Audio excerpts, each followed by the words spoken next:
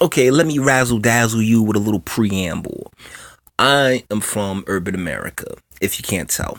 And I've known that there's been something wrong in urban America for a very, very long time, since I was born. I was born in 1981. I'm 37.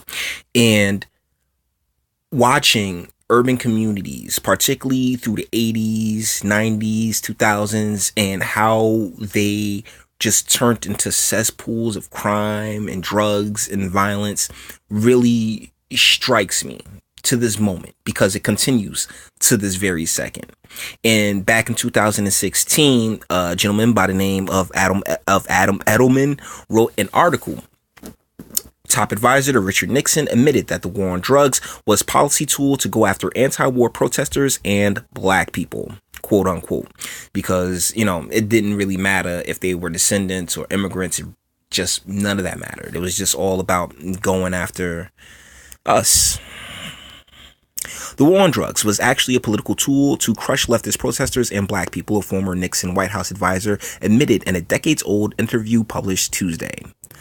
John Ehrlichman, who served as President Richard Nixon's domestic policy chief, laid bare the sinister use of his boss's controversial policy in a 1994 interview with journalist Dan Baum that the writer revisited in a new article for Harper's Magazine. You want to know what this was really all about? Ehrlichman, who died in 1999, said in an interview after Baum asked him about Nixon's harsh anti-drug policies. The Nixon campaign in 1968 and the Nixon White House after that had two enemies, the anti-war left and black people. You understand what I'm saying? Ehrlichman continued. I'm sorry. I'm sorry. We knew we couldn't make it illegal to be either against the war or black, but by getting the public to associate the hippies with marijuana and blacks with heroin, and then criminalizing both heavily, we could disrupt those communities. We could arrest their leaders, raid their homes, break up their meetings, and vilify them night after night on the evening news. Did we know we were lying about the drugs? Of course we did. That is Mr. Ehrlichman right there, right next to Tricky Dick. Ehrlichman served 18 months in prison after being convicted of conspiracy and perjury for his role in the Watergate scandal that toppled his boss.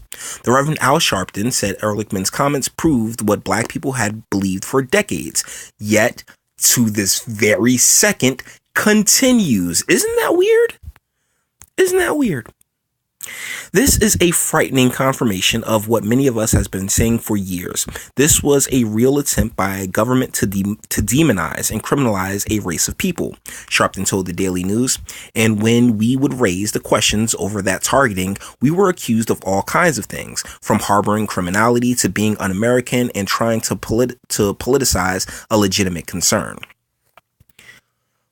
But here we are, all these years later, and no one says a word. Everyone still continues down this path as if the drug war has done anything other than what it was intentionally put into our communities to do, which was destroy them. See, here's my problem with the ADOS thing, is that their whole thing is about slavery reparations, when in reality, we have more than enough BS policy and legislation to go after our government in a class action lawsuit or something along those lines that we've actually lived through. See, that's my whole issue with the slavery and reparations thing, is because we weren't there for that. We didn't get those whips. We didn't catch those ass whoopings. None of that. So it's really hard to sit here and say we now should get paid for back then.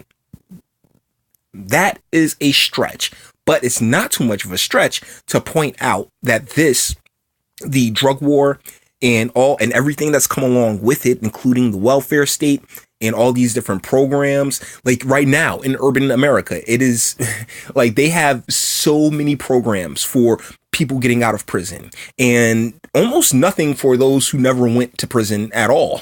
And the main reason for that being is that they expect and basically need urban Americans to go into prison. It's the saddest thing in the world.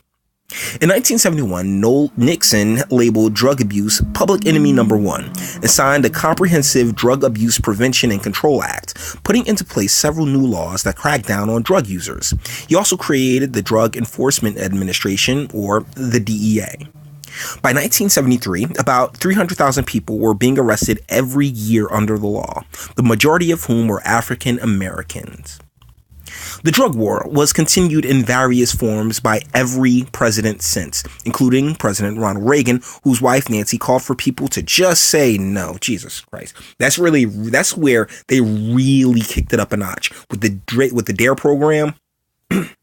I'm coughing a lot today.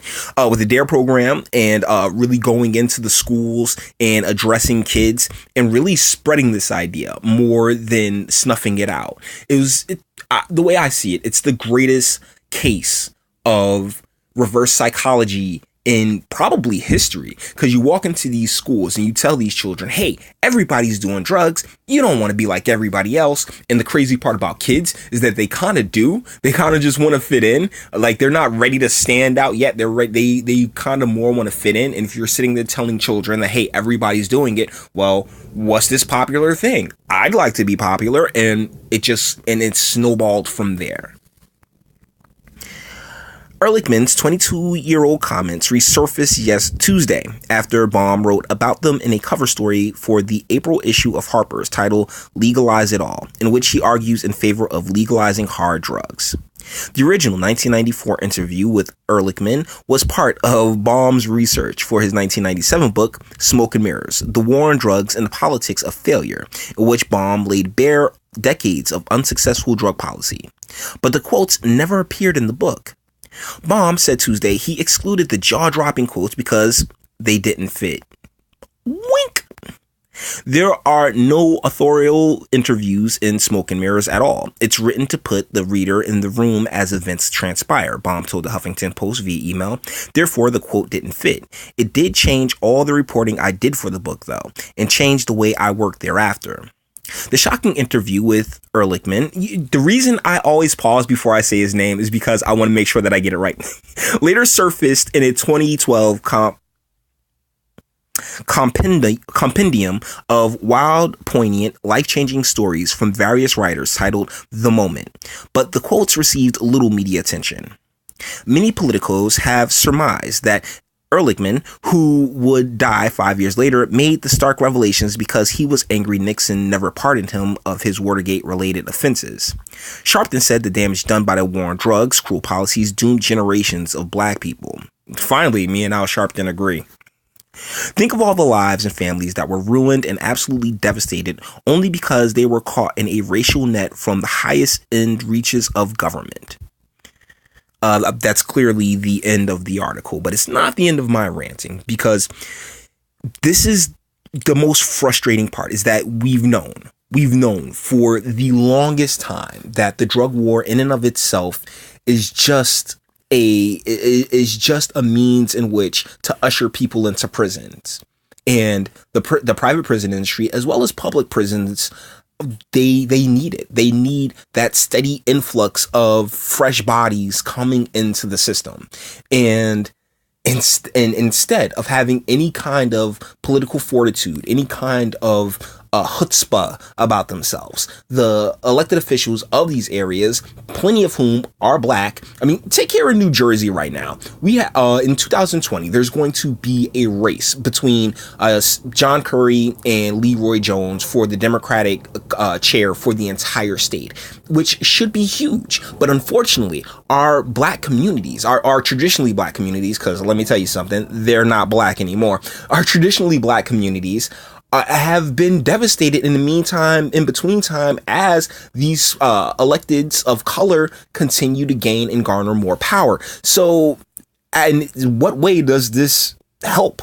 In what way does this change the fortunes in what way does having black elected officials change the fortunes for the black populace? And the answer is, it doesn't. These are the same people who agree with those who look to throw us away and lock us up. They're the same ones who absolutely ignore all these years of, I don't want to call it oppression, but I do want to call it suppression. I want to call it a sabotage. I think that's perfect. The sabotaging of urban and black communities. And when the reason I keep saying urban American like that is because to me it stopped being about race and color a very long time ago, and it's really more of a socioeconomic situation than it is a race situation in the year 2019.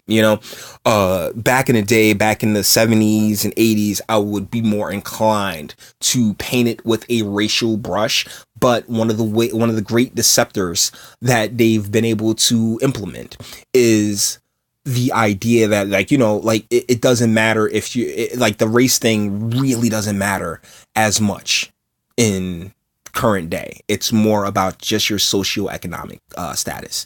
So with that being said, 3 videos on a day. I think I'm doing pretty well.